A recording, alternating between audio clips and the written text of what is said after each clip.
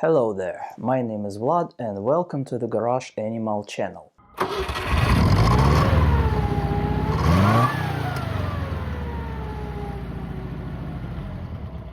Alright, so the ceiling in my garage decided it had enough of its life and took a nosedive. No worries though, the car is safe, only the ceiling in the side room collapsed. Looks like the builders who made it were probably in a hurry to hit the pop. Anyway, I figured it was time to leave this garage before the rest of it came crashing down on my right. Plus, I was getting fed up with driving across the whole damn city. Since my trusty Zaporozhets might have stood outside all winter, I decided to give it a bit of a touch-up where the rust had started showing. But as I started sanding off the rust, surprise surprise, I found a hole. No biggie, just patched the hole with a sticker. Problem solved. Some genius decided to rip off my windshield wiper and now it's beyond repair, so I need a whole new one. I found a new garage. Time to move in. This time the clutch was actually working and seems like the engine is working too.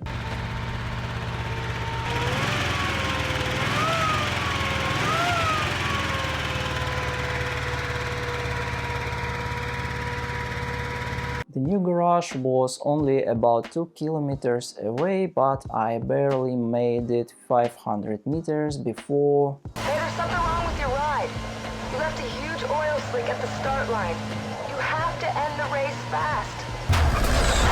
Before oil started leaking from the rear crankshaft seal. Again. Must be some kind of curse, I don't know.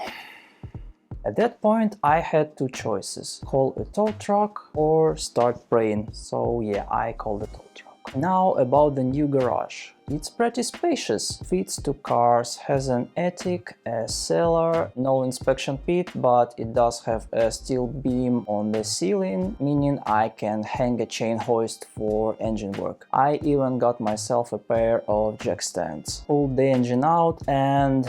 well, my inner mad scientist kicked in. I figured if I'm going to work on it, I might as well go all in. Complete rebuild with bigger displacement, lighter pistons, balancing, head sporting, the full package. Took off the heads, cylinders, pistons and rods. The crankshaft journals looked good, but the bearings not so much. So I think I'd replace them with proper clearance. To get the crankshaft out, I had to improvise a puller using a metal bracket. I drilled a hole in it, braced it against the block and screwed a bolt into the crank to pull it out. Oh, and the engine block had to be heated up as the main bearings were pressed and hot at the factory. Once I had everything apart, I started scrubbing the engine block clean for painting. You see, dirt sticks to magnesium like a magnet, and dirty engines run hotter, and dirt sticks less to paint, so cleaning is a must. Getting it perfectly clean wasn't possible, so I will probably try aqua blasting.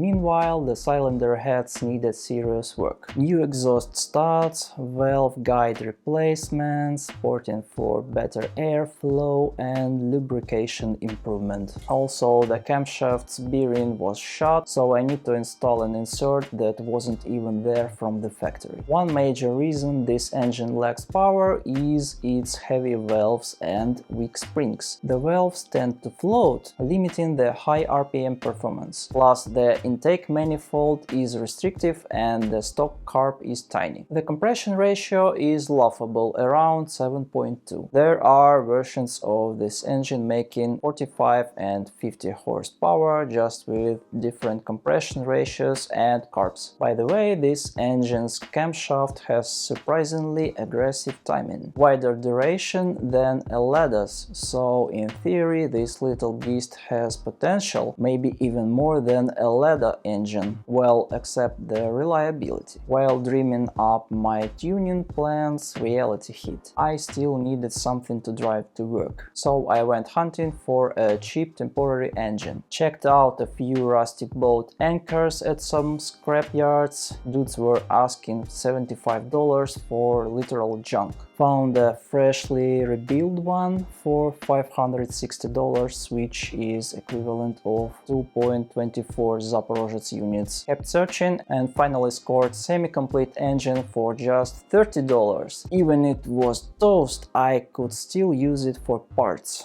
This bargain bin engine was missing a fan, oil filler, distributor, fuel pump and carb, but I had spares. Flywheel was off but included. It turned over, had some compression, so in theory it should run. Claimed mileage 65,000 kilometers, which for these engines is basically retirement age, but it should be good enough. Before bolting it in, I had to check if it even worked. First step, install the distributor drive, which is a pain. Had to rotate the crankshaft to top dead center on the compression stroke for cylinder 1, aligning the marks on the crank pulley and engine while ensuring the valves were closed. Then I carefully positioned the distributor drive gear, inserted it and gently rocked both the crank and drive to get the gears to fit properly. Got it done, bolted on the oil cooler and cleaned the centrifugal oil filter. Slapped on some sealant, don't worry, I did it right so nothing clogs up.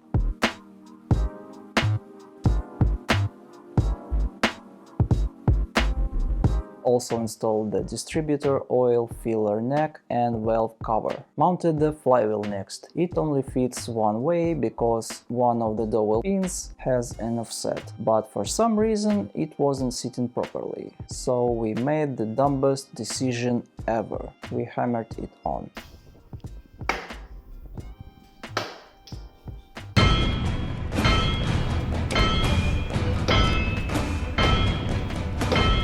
What could possibly go wrong? Well, you'll find out in the next episode, so don't forget to subscribe. The flywheel bolt needed around 300 Newton meters of torque. My torque wrench nowhere near that strong, so we just tightened it by feel using a long pipe. Real professional. Carb time. Had to use my old intake manifold since it's set up for a Solex carb. Also adjusted the valves to improve the chances of a successful engine start. Next up, the distributor. For proper installation, I aligned the first mark on the crank pulley with the mark on the engine, which represents 5 degrees of ignition advance. Then I rotated the distributor body until the contacts closed. Next, while holding the rotor pressed in the opposite direction of rotation, I slowly turned the distributor body the other way until the test light illuminated, indicating precisely 5 degrees of advance. Now, the moment of truth, pouring oil in. Congratulations, we've just doubled the engine's value. Hooked up ignition, starter, fed fuel lines into a jerry can and hit the starter.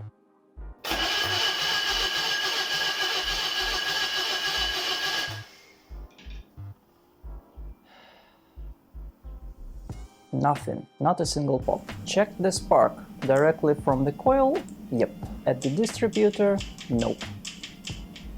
Turns out the old distributor was useless. It only worked in the old microprocessor ignition setup. Bought a new one, slapped it in and finally got spark.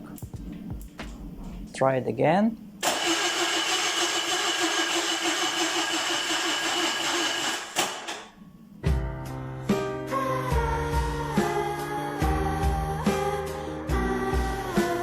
Still no spark. Now what? Turns out the center contact in the distributor cap was missing. Swapped the cap and...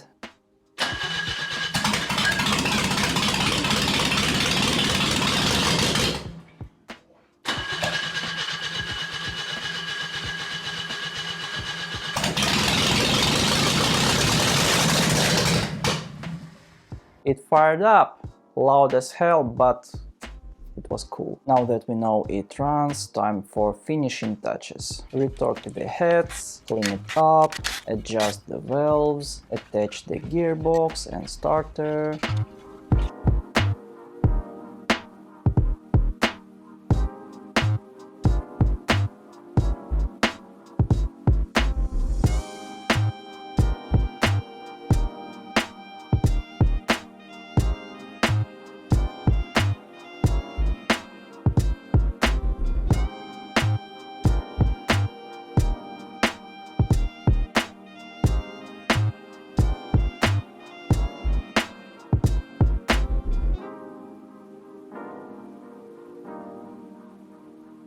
And mount the intake manifold with a sandwich of gaskets and sealant. Next up, exhaust manifold. The old studs were trashed, one of them was missing, so I tried to remove them. Snapped one off, classic. Tried an extractor, but that thing snapped too, so I had to drill it out and retap the threads. On the other studs, I played it safe and rethreaded them directly from M8 to M7. Not the best solution, but easy one. Finally, time to mount the exhaust manifold. Mine is a one-piece design, which makes fitting it a royal pain. Gotta be careful not to strip my freshly cut threads. With that done, the engine was ready to go back in.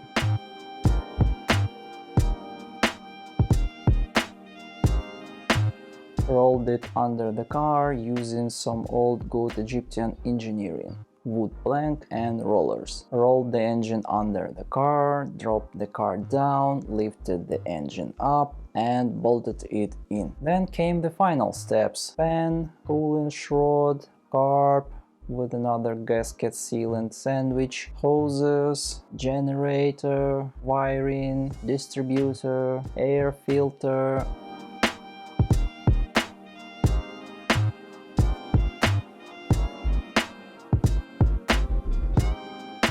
And we were good to go. First startup took a while, but guess what? It worked!